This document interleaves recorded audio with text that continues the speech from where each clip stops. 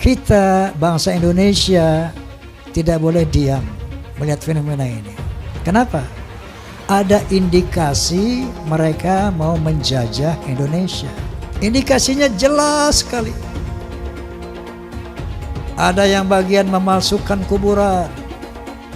Di mana-mana dibikin kuburan-kuburan palsu. Alhamdulillah, menurut keterangan beliau juga sudah banyak yang dibongkar. Yang kedua, berita-berita khurafat, dongeng-dongeng khurafat. Untuk apa? Ini yang namanya Ba'alawi leluhurnya luar biasa, bisa hijrah Mi'raj 70 kali, bisa memadamkan api neraka yang nggak pakai akal. Itu sesuatu yang luar biasa dan dahsyat. Mereka pun menjadi takluk, tunduk, siap diperintah apapun. Tujuannya itu. Dan yang lainnya, ada yang membuat provokasi-provokasi. Saya bersama rakyat, kita dengan rakyat. Jangan coba-coba ganggu rakyat, seakan-akan berpihak kepada rakyat. Dia mengadu domba kita pribumi, sementara mereka akan memetik hasilnya. Saya sebagai putra Indonesia was-was, ngeri, dan waspada. Ini ternyata doktrin-doktrin ini tidak sembarangan. Klaim-klaim mereka sebagai keturunan Nabi ternyata ada tujuan-tujuan untuk menguasai Indonesia. Ini pembongkaran kepalsuan terjadi di mana-mana. Saat ini banyak orang baru sadar telah terjadi penyebaran kebohongan bahwa mereka yang bergelar Habib di Indonesia adalah keturunan Nabi Muhammad dan karenanya bersih dari dosa. Pembongkaran makam Habib palsu juga terjadi. Tentu saja tak semua pemuka Islam yang sebenarnya non-Habib setuju dengan pembongkaran kebohongan ini. Salah satu yang menolak adalah Ustadz Abdul Somad. Pertama-tama menolak Habib, lama-lama menolak Islam, ujung-ujungnya ke sana, ujar Abdul Somad. Ya Ustadz Somad seperti biasa, berlebihan lah. Mempertanyakan Habib sama sekali tak berarti mempertanyakan Islam. Kita semua hanya ingin tahu, benarkah para Habib di Indonesia itu keturunan Nabi Muhammad atau bukan? Nasab Ba'alawi di Indonesia tak tersambung ke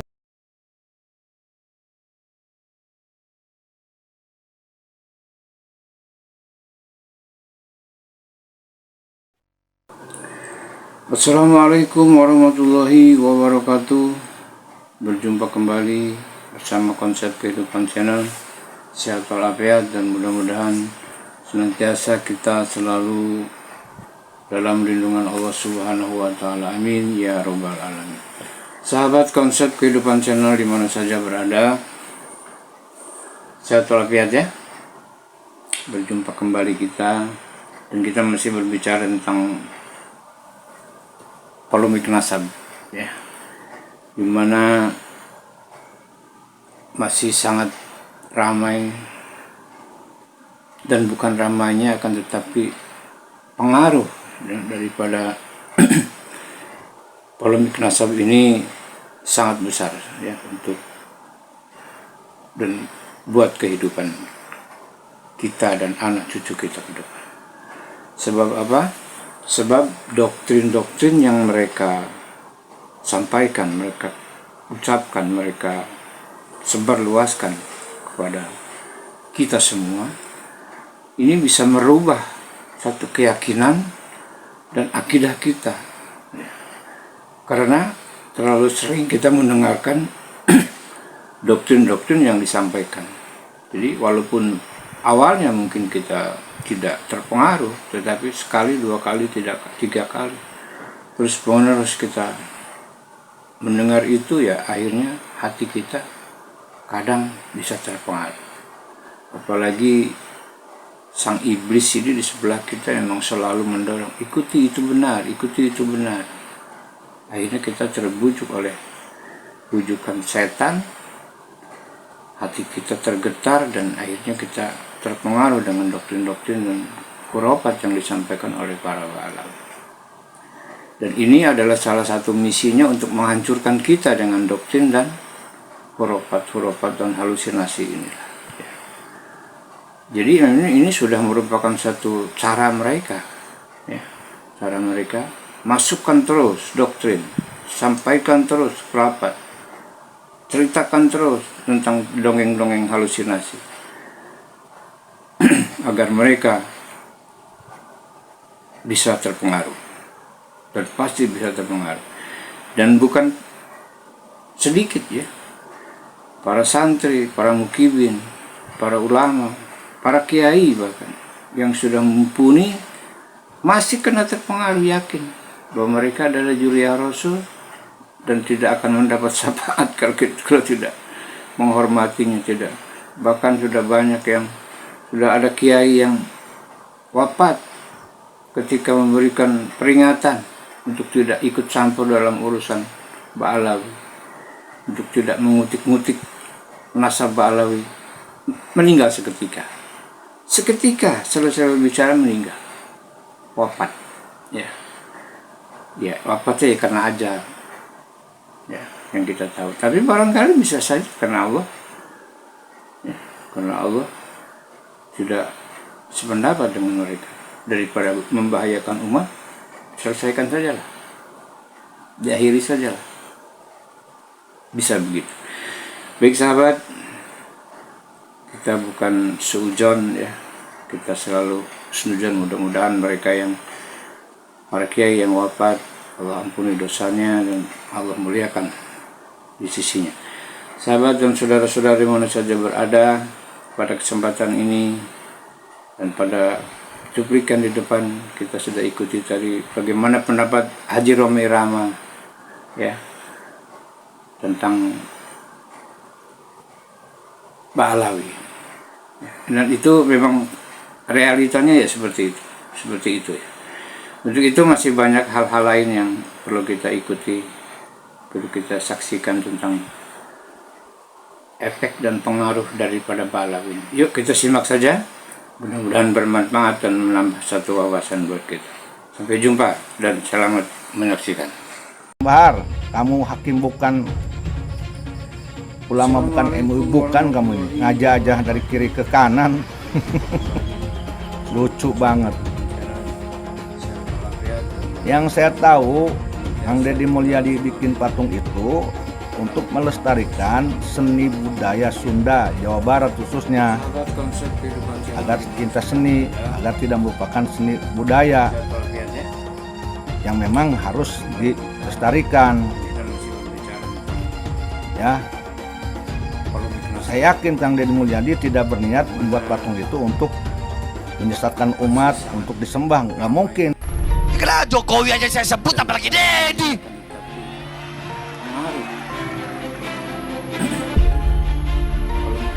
Betul, betul, betul. Saya nggak ada urusan, saya nggak ada urusan, nggak ada urusan saya. Iblis saya makan kok. Deddy lagi. Dengar-dengar mau nyalon gubernur dia. Mau nyalon dia ya, dengar-dengar. Kalau dia sampai jadi gubernur, kemarin Purwakarta jadi kota kemusyrikan.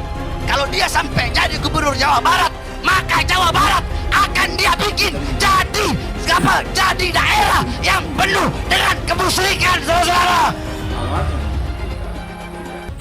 Kita bangsa Indonesia tidak boleh diam melihat fenomena ini. Kenapa? Ada indikasi mereka mau menjajah Indonesia. Indikasinya jelas sekali. Ada yang bagian memalsukan kuburan. Di mana-mana dibikin kuburan-kuburan palsu. Alhamdulillah, menurut keterangan beliau juga sudah banyak yang dibongkar. Yang kedua, berita-berita khurafat, dongeng-dongeng khurafat. Untuk apa? Ini adalah salah satu. Ini yang namanya Ba'alawi, leluhurnya luar biasa, bisa hijrah Mi'raj 70 kali, bisa memadamkan api neraka. Yang nggak pakai akal itu sesuatu yang luar biasa dan dahsyat. Mereka pun menjadi takluk, tunduk, siap diperintah apapun. Tujuannya itu.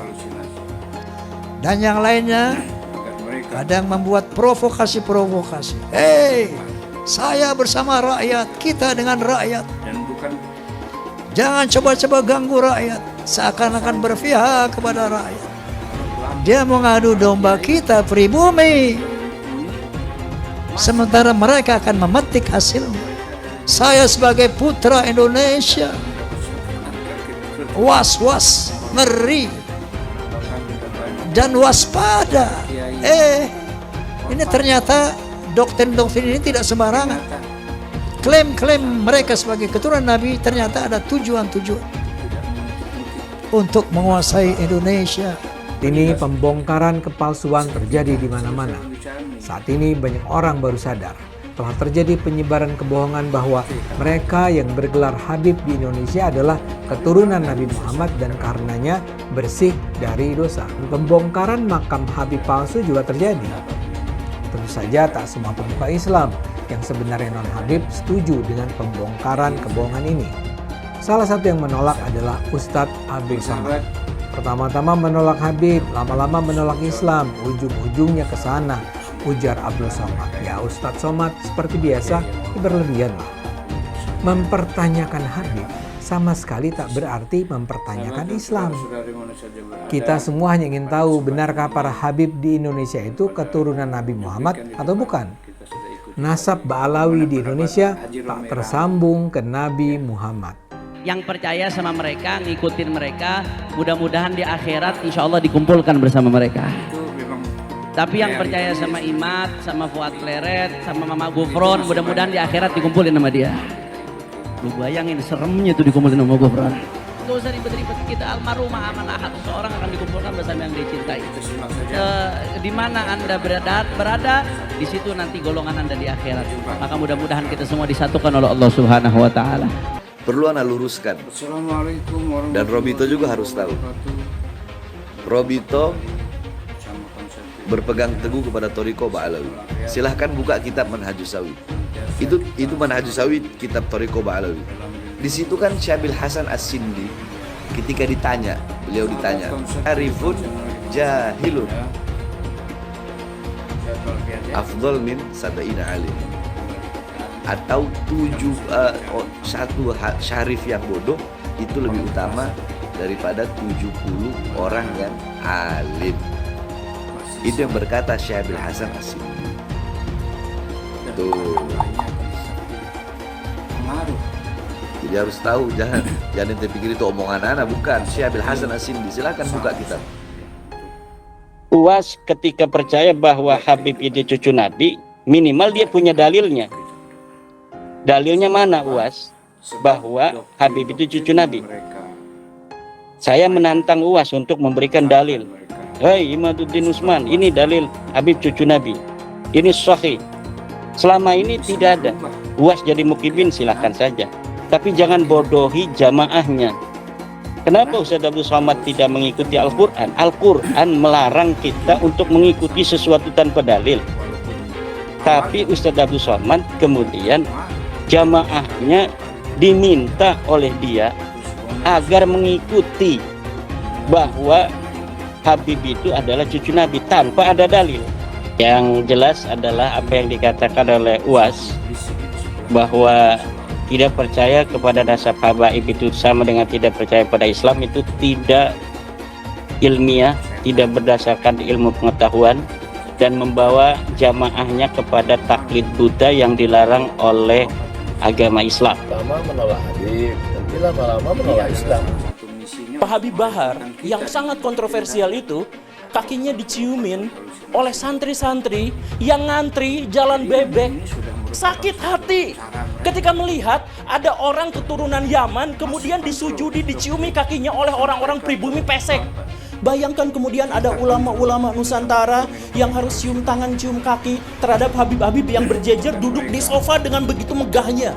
Mereka marah, mereka sakit hati karena apa? Karena ada orang sujud di depan orang lain atas nama keturunan Nabi. Ada Habib yang mengatakan bangsa ini bisa menjadi bangsa yang kuat, yang teguh, tidak kena bencana dan sebagainya karena mencintai para habaib.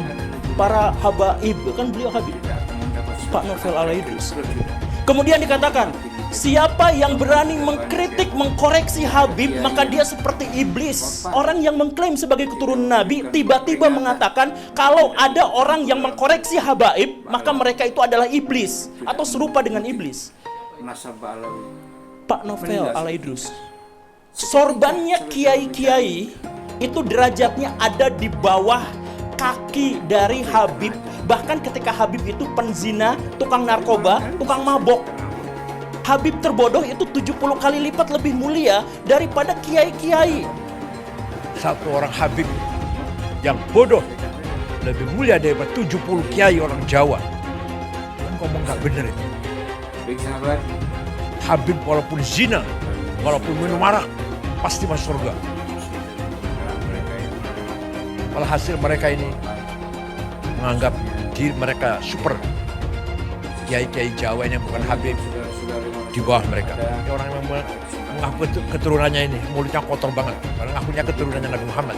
Yang mengaku keturunannya mulutnya kotor, caci maki sana sini. Habib bodoh itu masih lebih utama daripada orang yang berilmu. Kenapa kaki Habib yang maksiat, yang nakal, yang kotor dibandingkan kepala kiai yang pakai sorban masih lebih mulia telapak kaki Habib yang maksiat tersebut? Satu kaki Habib itu lebih tinggi, lebih mulia dari 70 kepala kiai. Kan gitu, itu kan penghinaan betul. Kalau orang tidak terhina dengan ini, saya kira tidak rasa kebangsaannya rendah. Karena itu dinyatakan, harusnya ditegur lah. Habib itu meskipun mabuk, berzina, itu jangan dimarahi. Karena kalau Habib itu pasti masuk surga. Nah, yang begitu itu membodohi bangsa Indonesia. Jangan membuat kasta-kasta di dalam keberagaman. Yang satu lebih mulia, yang satu berhak masuk surga, yang satu masuk neraka, itu tidak boleh. Saya ini tidak tahu ya sejak kapan munculnya Habib ini sebagai kelas sosial yang tinggi gitu ya. Melakukan diskriminasi, dan orang yang didiskriminasi tidak terima itu bisa mengadukan ke pengadilan. Bisa. Itu pelanggaran, itu tindakan melanggar hukum. Menganggap satu ras, satu suku lebih rendah dari kelompok lain. Habib gila kok. Kalau turun Nabi gila sekalipun tidak apa-apa itu masuk surga, kan gitu. Kalau kayak Indonesia tuh apa? Kamu kan kalau tidak ada Habib, kamu nyembah batu kan? Masa iya bukan?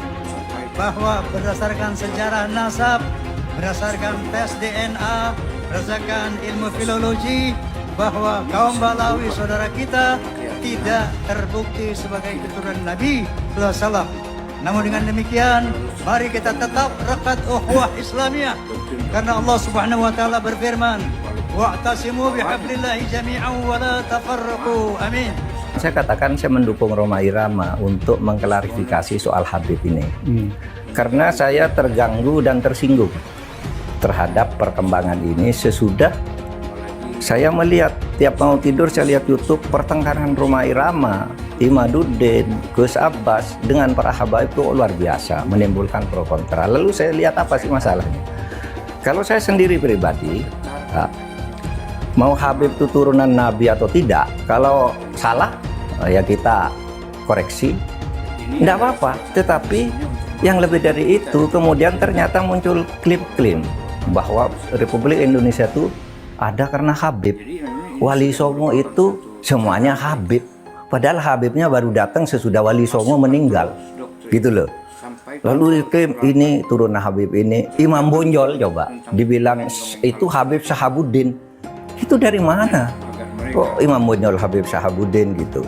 Lalu ada hurufatnya bahwa kakek saya yang namanya Gaddam itu bisa membentak malaikat mungkar dan nakir, katanya.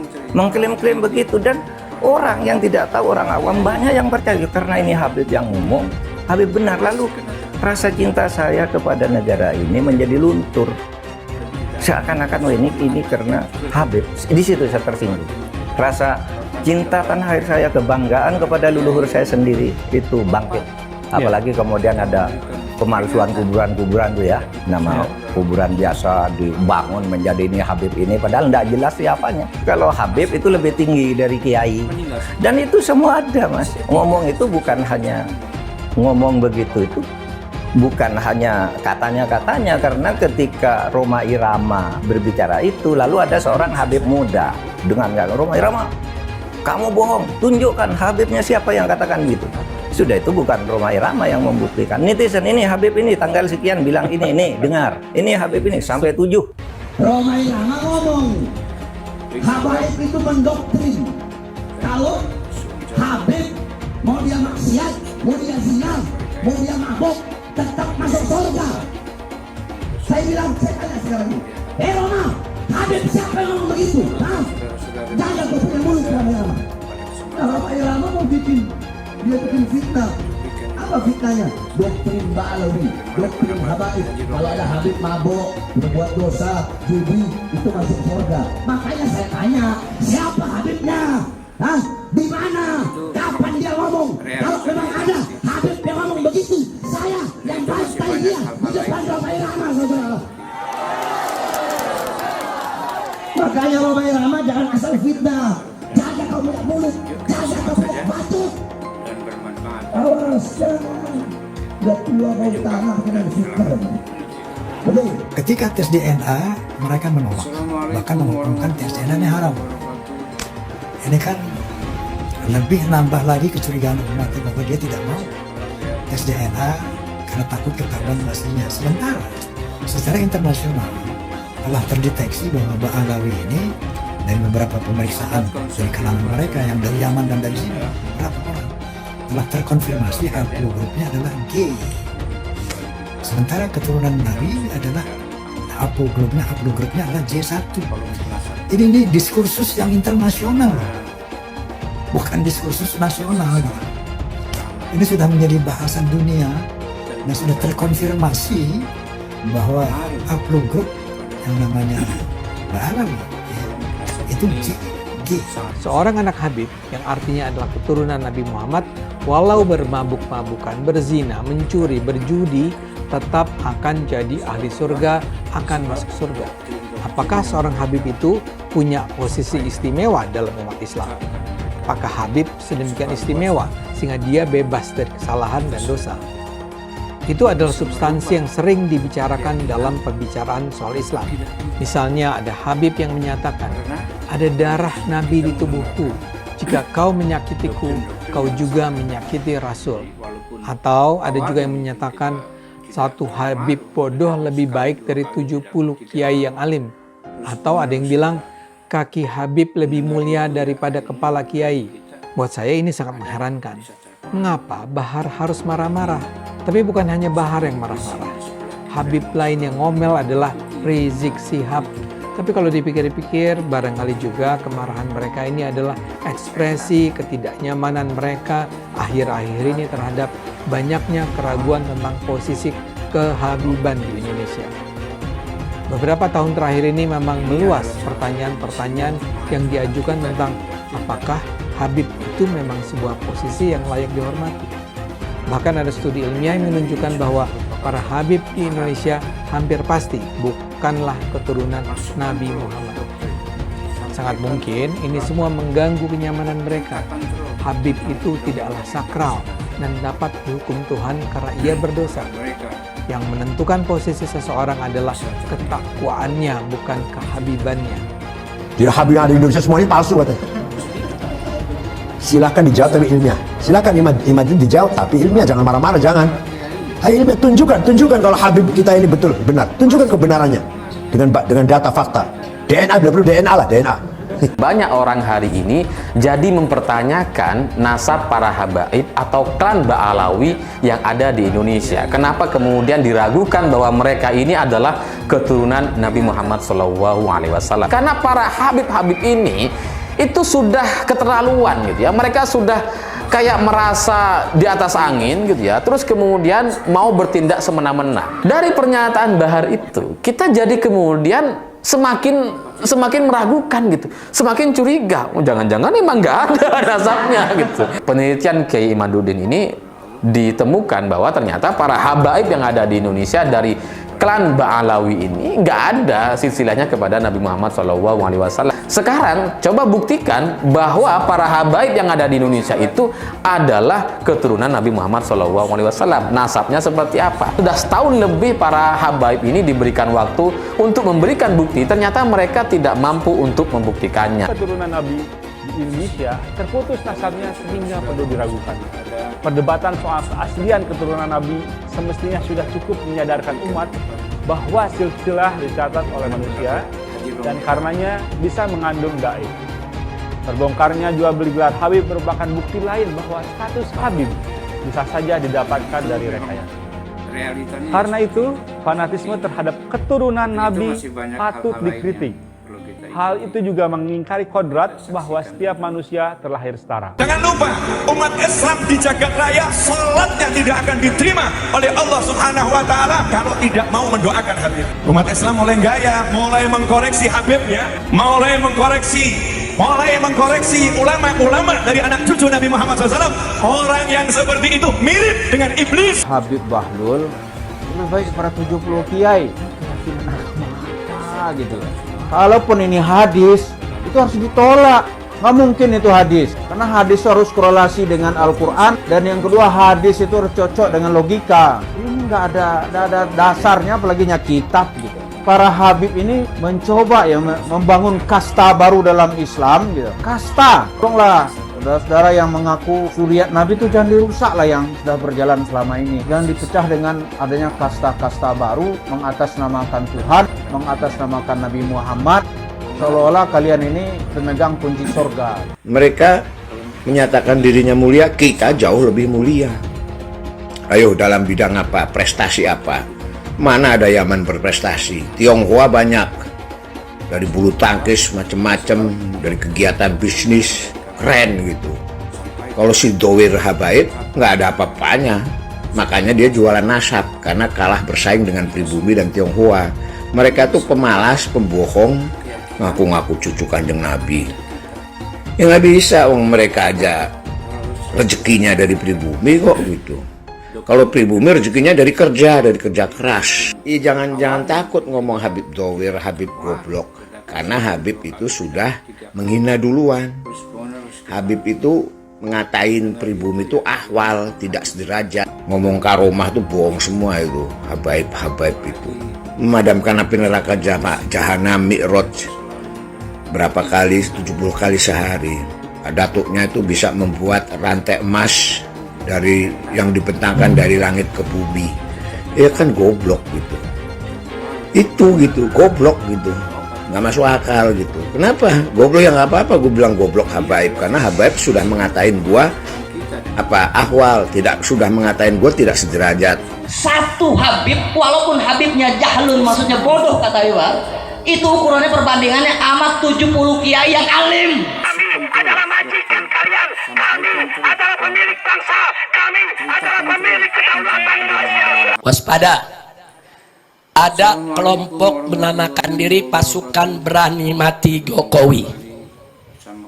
Mereka mengklaim ada 20.000 orang mau turun ke Jakarta, ke Patung Kuda dan lain tempatnya. Kita jangan usil, kita jangan ngeganggu. Silakan mereka mau demo, mau orasi, mau berteriak, itu hak mereka untuk menyampaikan pendapat. Betul? Tapi jangan coba-coba bikin rusuh di Jakarta. Jangan coba-coba bakar-bakar halte, saudara. Jangan coba-coba bakar-bakar pom bensin, saudara. Jangan coba-coba bikin kerusuhan, saudara. Saya minta dari malam hari ini, semua umat Islam, saudara, asah golok yang tajam. Saudara, asah aja golok yang tajam. Jangan keluar rumah, jangan. Kalau mereka demo damai, tenang, silakan. Masuk Jakarta damai, keluar dari Jakarta tenang. Betul?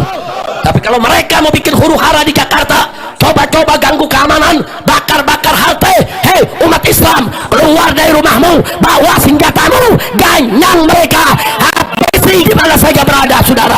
Takbir, takbir, takbir. Sallu ala Nabi. Makanya Brigade 411 Pimpinan Bang Cacang semua jawara, siapkan pasukannya. Laskar Islam, siapkan pasukannya. Kurang ajar saudara. Jokowi tinggal sebulan lagi lengser. Ada urusan apa mau kerahkan pasukan? Karena Jokowi ketakutan. Dia takut kalau dia lengser besok dia tangkap dan dipenjara saudara. Karena dia takut, dia pengen show of force. Dia pengen tunjukkan kekuasaan. Nih, gua punya pasukan. Nih, 20.000 orang siap mati. Siapa partai yang mau ngerjain gua? Siapa ormas yang mau menyerang gua? Kurang ajar. So jago, so hebat, so kuat. Maka saya himbaukan saudara, kalau anda ada yang ajak dari kelompok sana, walaupun dibayar, jangan mau turun saudara. Setuju? Ini bukan pasukan berani mati, pasukan cari mati. Ini pasukan cari. Nah kalau dia cari mati, kita kasih mati saudara. Setuju? Setuju? Nah maka itu jangan sampai nanti saya berangkat umroh, saudara tahu-tahu baru berapa hari di sana, di sini ada kejadian, nggak boleh. Jadi umat Islam kalau ada yang datang nawarin dapat duit, yuk ikut demo damai, jangan percaya. Tanggal 22 September jangan percaya saudara. Ini PKI mau bangkit. Dia mau tes on the water. Dia mau tes saudara di tengah-tengah kita. Kira-kira dia punya kekuatan nggak untuk ganyang kita? Kalau kita lemah, kalau kita tidak berdaya, besok habaib kita mereka sembelih saudara. Lusa kiai kita mereka bunuh. Hari berikutnya seluruh pesantren kiai majelis taklim akan mereka bakar saudara. Hati-hati. Dan itu pernah terjadi tahun 1948 dan terulang di tahun 1965. Bukan nggak mungkin, besok akan terulang lagi saudara. Makanya jangan kaget kenapa habaib dicaci maki, Ba'alwi dicaci maki saudara. Mereka ingin merontokkan kepercayaan umat kepada habaib, karena mereka tahu habaib selalu berada paling depan untuk melawan komunis di negeri ini saudara. Takbir. Jadi kalau habaib udah disingkirkan, nah besok kiai disingkirkan saudara. Jadi habib sama kiai nggak boleh diadu domba, nggak boleh dipecah belah saudara. Setuju? Takbir. Siap siaga satu, siap siaga satu. Jadi semua laskar Islam saya minta, termasuk dari FPI-nya, Persada 212-nya saudara, semuanya, termasuk dari persatuan-persatuan Jawara, khususnya istimewanya Brigade 411 saudara, semuanya siapkan diri siaga satu. Kalau terjadi G22S besok ini saudara mengacau Jakarta, habisi mereka. Siap tidak? Takbir, takbir, takbir. Sallu ala Nabi.